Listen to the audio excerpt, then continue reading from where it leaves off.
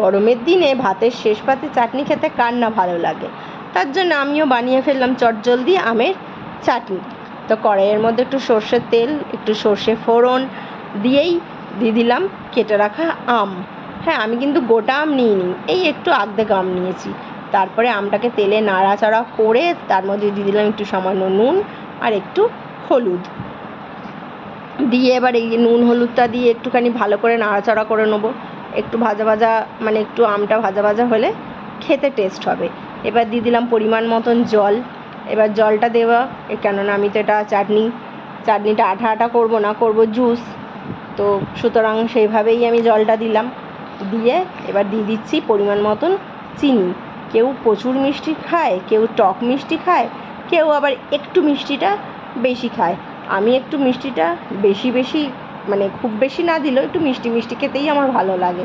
এই দেখো, এবার চিনিটা কিন্তু এখনও গলেনি, চিনিটা এখনও গলতে বাকি আছে। তো যতক্ষণ না চিনিটা গলে ততক্ষণ একটুখানি ঝোলটাকে ফুটিয়ে নেবো। ঠিক আছে, জুসটাকে ফুটিয়ে নিলেই হয়ে যাবে আমার চাটনি রেডি। এই দেখো আমগুলোও কি সুন্দর গলে গেছে, ভালো করে গলে গেছে, আমার জুসটাও ফুটে গেছে। আমার এবার চাটনি কিন্তু পুরোপুরি রেডি। তা তোমাদের রেসিপিটা কেমন লাগলো আমাকে কিন্তু জানিও অবশ্যই। যদি ভালো লাগে অবশ্যই একটা লাইক, একটা সাবস্ক্রাইব করে দিও। আর তোমরা কিভাবে বানাও সেটাও জানিও।